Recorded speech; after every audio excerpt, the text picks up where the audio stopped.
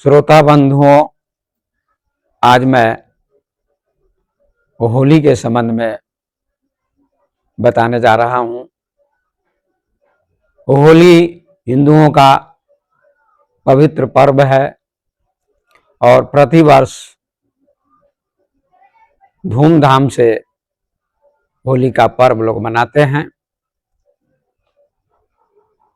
पर होली क्यों मनाई जाती है, इसके ऊपर बहुत लोग अपना विचार देते हैं। आज मैं अपना विचार होलिका दहन और होली क्या है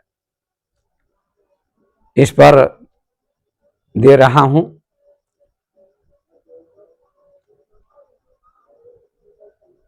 हजारों वर्षों से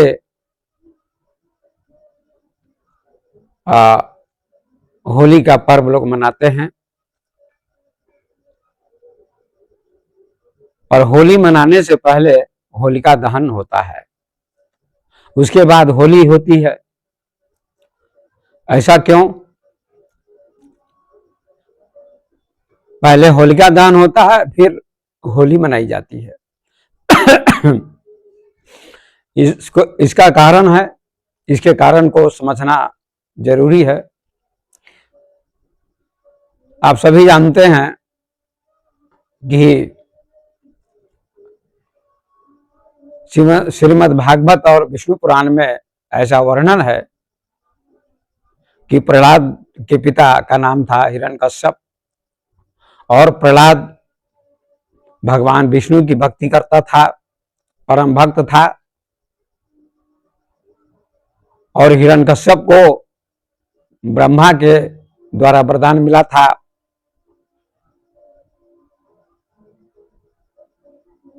जिसके कारण उसने उत्पात मचा रखा था और हाहाकार मचा हुआ था। और उसका जो पुत्र था प्रहलाद, उसको हिरण्यकश्यप ने विद्यालय में भेज दिया था पढ़ने के लिए। प्रहलाद रोज जाता था, आता था, अध्ययन करता था, बहुत तेजस्वी था, होनहार था, संस्कारी था।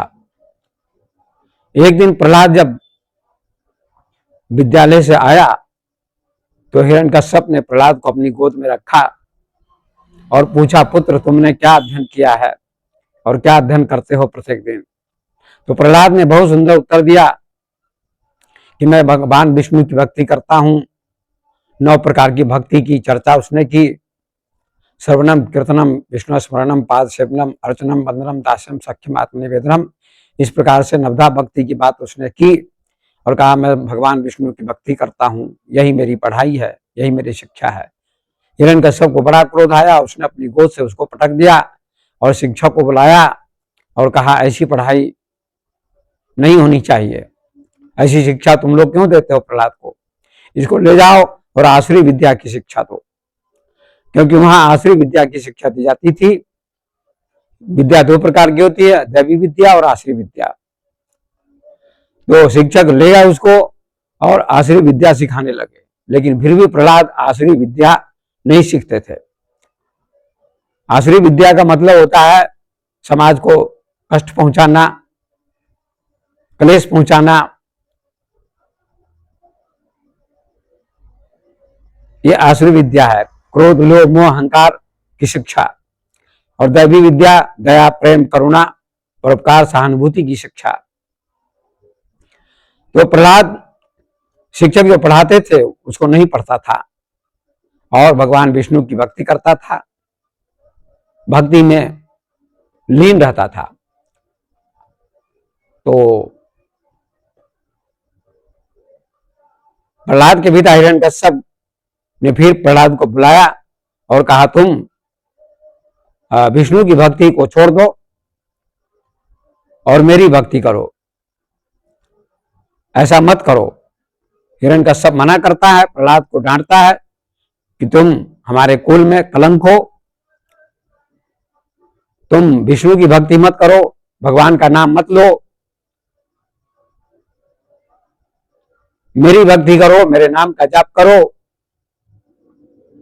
मुझे मानो। प्रहलाद कहते हैं मैं तो आपको भी मानता हूं, आपका भी आदर करता हूं, किंतु विष्णु की भक्ति कैसे छोड़ सकता हूं, भगवान की भक्ति कैसे छोड़ सकता हूं। तो मैं भगवान की भक्ति नहीं छोड़ सकता पिताजी, आप भी भगवान की भक्ति कीजिए, मैं भी भक्ति करता हूं, ऐसा प्रहलाद ने उत्तर दिया बड़े सहज भाव में। पर हिरण्यकश्यप क्रोध में था, अहंकार में था,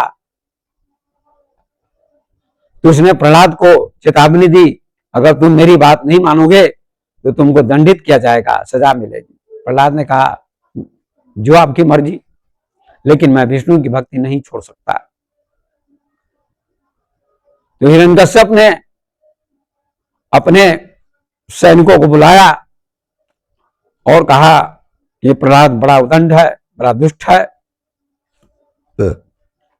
राक्षस कुल में ये भक्त पैदा कैसे हो गया, इसलिए इसको सजा मिलनी चाहिए, इसको पहाड़ से नीचे गिरा दो ताकि इसकी मृत्यु हो जाएगी और भगवान का नाम नहीं जपेगा, इसको सजा मिल जाएगी।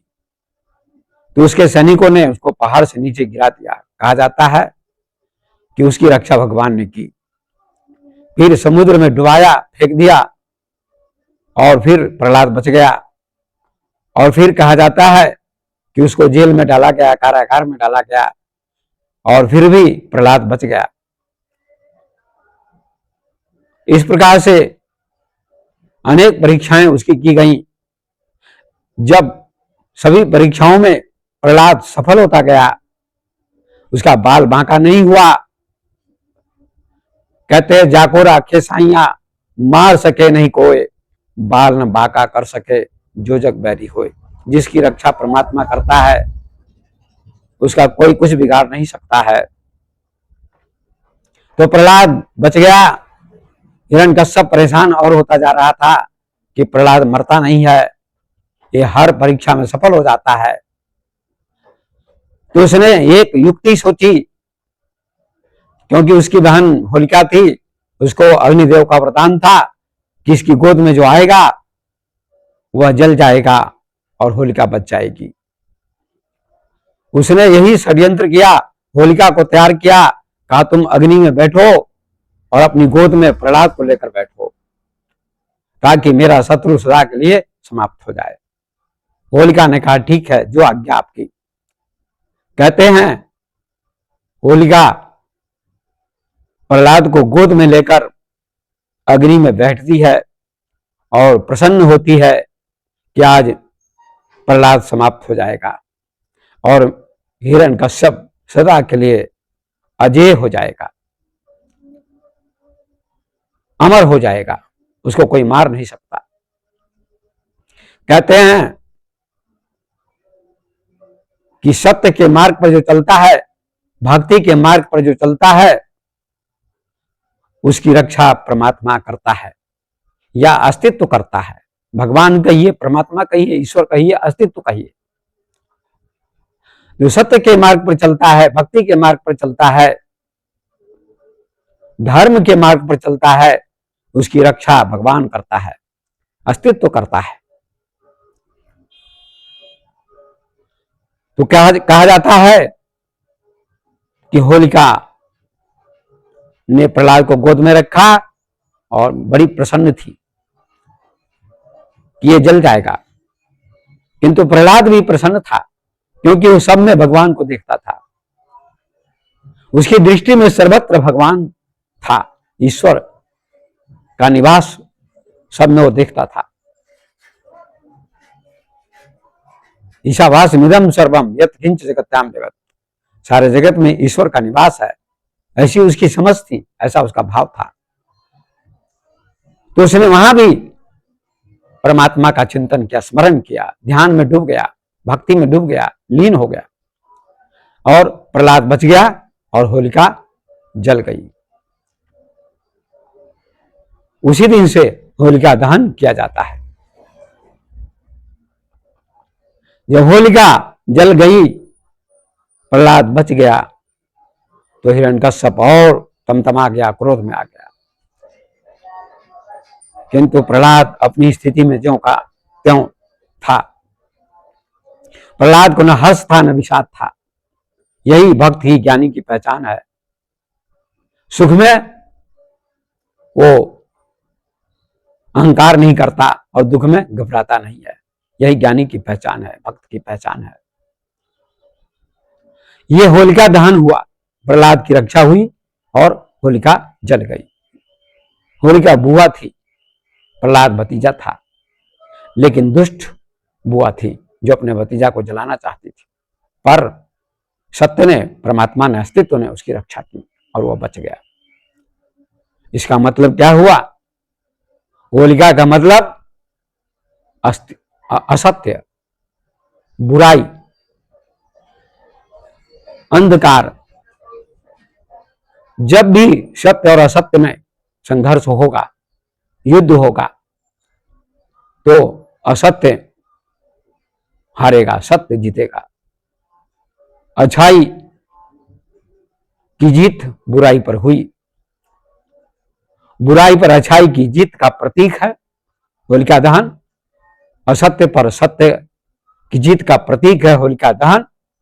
अंधकार पर प्रकाश की जीत का प्रतीक है होलिका दहन। तो जब भी इन दोनों में द्वंद्व होता है, युद्ध होता है, संघर्ष होता है, सत्य और असत्य में, अच्छाई और बुराई में, अंधकार और प्रकाश में,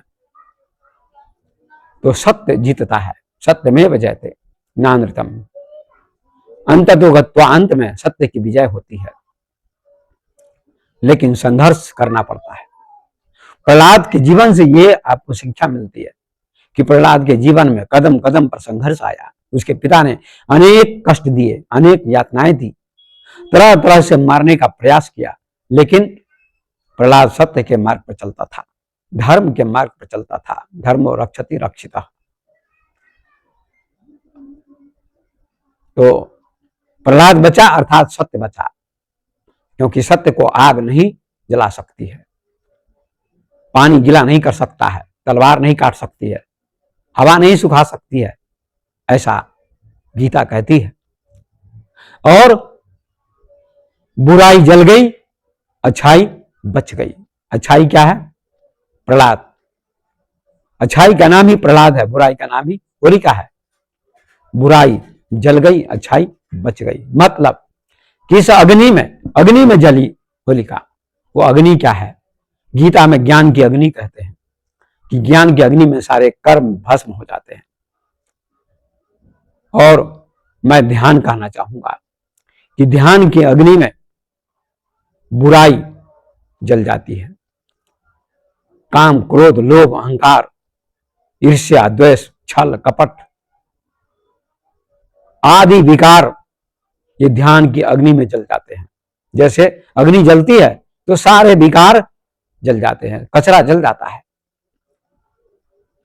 अग्नि कचरे को जलाती है। इसी प्रकार से ध्यान की अग्नि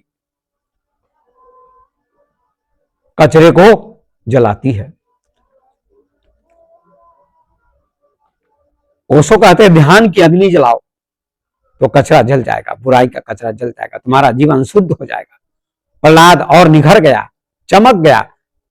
सोने को अग्नि में डाला जाता है, तपाया जाता है तो चमकता है, निखार आता है, कुंदन बनता है। इसी प्रकार से ये अग्नि क्या है? ध्यान की अग्नि, संघर्ष की अग्नि, ज्ञान की अग्नि कहिए।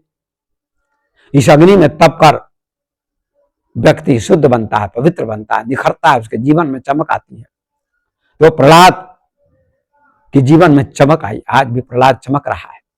इसीलिए बुराई जल गई ध्यान की अग्नि में या ज्ञान की अग्नि में।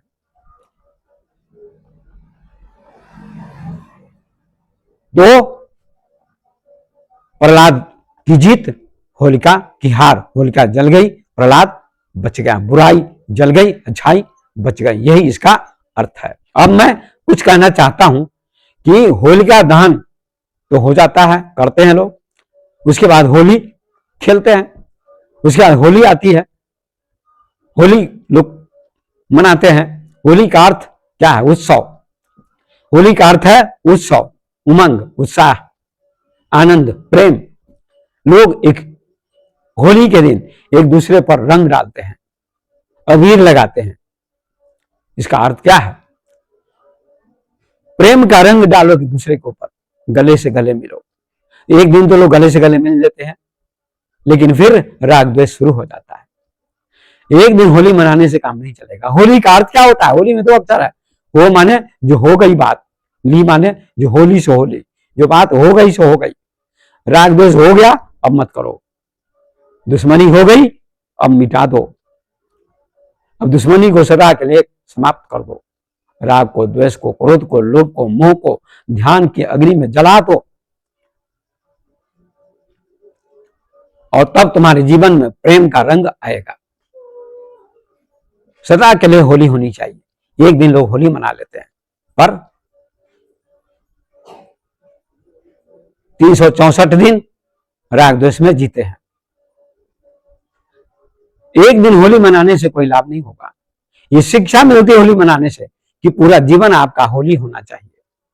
होली माने पवित्रता, होली माने प्रसन्नता, होली माने आनंद, होली माने प्रेम, होली माने उत्सव, होली माने उमंग। पूरा जीवन आपका उमंग होना चाहिए, उत्सव होना चाहिए, प्रेम होना चाहिए। जैसे बुद्ध के जीवन में प्रेम था, कृष्ण के जीवन में प्रेम था, कबीर के जीवन में, महावीर के जीवन में, शंकराचार्य के जीवन में, अष्टावक्र के जीवन में, पतंजलि के जीवन में, ओशो के जीवन में, कृष्णमूर्ति के जीवन में, उन महापुरुषों के जीवन में उत्सव था। प्रहलाद के जीवन में, ध्रुव के जीवन में, मीरा के जीवन में, सबरी के जीवन में, उन महापुरुषों और संतों और भक्तों के जीवन में उत्सव था। जीवन उत्सव बन गया था उनका। पूरा जीवन उत्सव हो, यही होली है।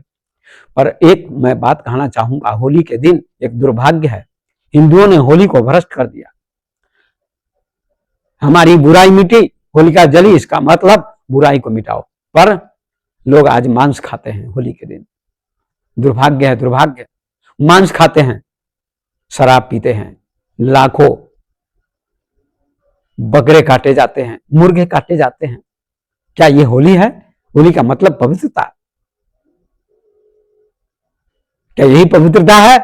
एक तरफ आप आनंद मना रहे हैं, उत्सव मना रहे हैं, और दूसरी तरफ गर्दनें काटी जा रही हैं, लाखों बकरे काटे जाते, मुर्गे काटे जाते, खून की धारा बहती है, रास्ते पर चलना मुश्किल हो जाता है। क्या यही होलिका दहन का अर्थ होता है?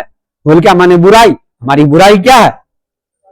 मांस खाकर होली मनाना, ये बुराई है। बुराई को आप अपनाते हैं, और हिंदुओं ने होली को भ्रष्ट कर दिया, नष्ट कर दिया, बर्बाद कर दिया, दूषित कर दिया। मैं कहना चाहता हूं कि हिंदू का अर्थ क्या है? वही होली का अर्थ है। होली माने पवित्रता। हिंदू का अर्थ है हिंसा जो नहीं करता हो। आप निरपराध प्राणी की हत्या करते हैं, हिंसा करते हैं। बकरे ने क्या बिगाड़ा? मुर्गे ने क्या बिगाड़ा? और मुर्गे का मांस खाकर, बकरे का मांस खाकर आप होली मनाते हैं। बहुत गलत है, बहुत पाप है, बहुत दुर्भाग्य है लोगों का। मैं हिंदू लोगों से कहना चाहता हूं कि आप अपने को हिंदू कहते हैं तो हिंदू सबको चरितार्थ करो, सफल करो। किसी भी शास्त्र में नहीं लिखा है।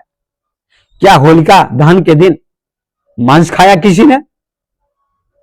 प्रहलाद की रक्षा हुई, होलिका जली, और उसके बाद समाज प्रसन्न हुआ, लोग प्रसन्न हुए। इसका मतलब बुराई जल गई। हमारे जीवन की बुराई मिटनी चाहिए। बुराई क्या है? ये मांस खाना क्या है? बुराई है। शराब पीना क्या है? बुराई है। हत्या करना क्या है? बुराई है। शराब पीना बुराई है, और आप बुराई को अपना रहे हैं। आप दूसरी कौम के लोगों को कहते हैं खराब है, मुसलमान खराब हैं, गाय की हत्या करते हैं, और आप बकरी की हत्या करते हैं। तो कबीर साहब को कहना पड़ा, एक हंसी वे गाय कटावे, बाधे जन्म कमाया। कहें कबीर सुनो हो संतो, राम ही इन्हों न पाया। तुम खसी काटते हो होली के दिन, बकरे काटते हो, क्या ये धर्म है? क्या ये होली है? नहीं, होली के नाम पर ये कलंक है। होली को लोगों ने दूषित कर दिया, हिंदू लोगों ने दूषित कर दिया। शर्म करो हिंदुओं। पढ़े लिखे लोग भी विचार नहीं करते हैं और मांस खाते हैं और शराब पीकर होली मनाते हैं, उत्सव मनाते हैं। ये कैसा उत्सव है? ये कैसी होली है? जिम मति मारूं बापुरा, सबके एक प्राण, हत्या कभू न छूटी है, कोटे हीरा दे दान। कबीर साहब ने कहा, जीव की हत्या मत करो, जीव मति मारूं बापुरा। ऐ पागल, जो जीव की हत्या करते हैं, हिंसा करते हैं, उसको पागल कहा। ऐसे लोगों को पागल कहा कबीर साहब ने। जीव मति मारूं बापुरा, सबके एक प्राण, सबके एक ही जैसे प्राण है।